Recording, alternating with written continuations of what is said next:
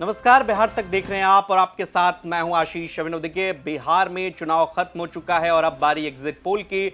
Exit poll में हम अलग अलग सीटों के बारे में बात कर रहे हैं कि कहां से कौन से प्रत्याशी चुनावी मैदान में हैं और किसकी इस बार लग रही है लॉटरी, यानी कि जनता किसके सिर पर बांधेगी जीत का सेहरा। ये बताने जा रहे हैं इस एग्जिट पोल में और कौन से प्रत्याशी मारेंगे बाजी इस चुनावी समर में। चलिए बात करते हैं सिवान के दरौंधा सीट के बारे में। दरौंधा सीट प्रसिद्ध सीट सिवान जिले की।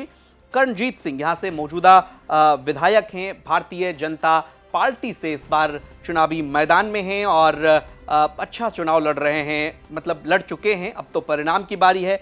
आगे अमरनाथ यादव CPI-ML से यहाँ पर चुनावी मैदान में अमरनाथ यादव हैं और सतेंद्र यादव चूंकि जनसुराज से हैं। और आपको बता दें कि 2020 का जो नतीजा रहा था वो जरा देखिए आप।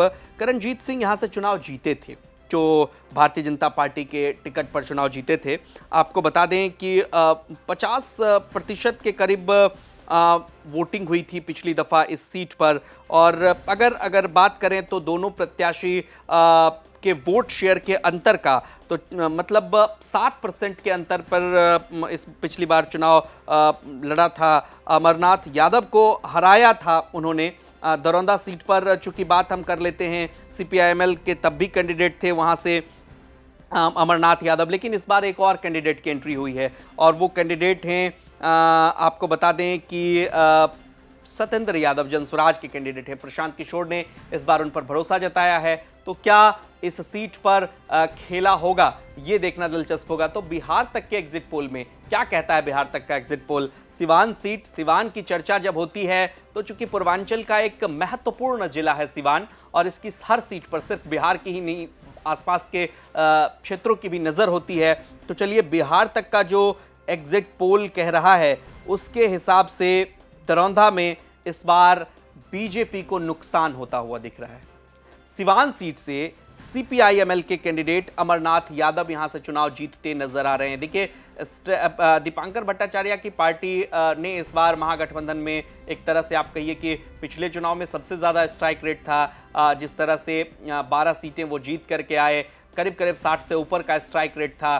कम सीटों पर चुनाव लड़े थे। इस बार 20 सीटों पर ही उनकी पार्टी चुनाव लड़ रही है, लेकिन स्ट्रैटेजिक तरीके से रणनीति के तहत चुनाव लड़ रहे हैं। और महागठबंधन में एकता का परिचय अगर सबसे ज्यादा किसी ने दिया है तो वो दीपांकर भट्टाचार्य की पार्टी ने दिया है और मजबूती से चुनाव लड़ा है वहां पर।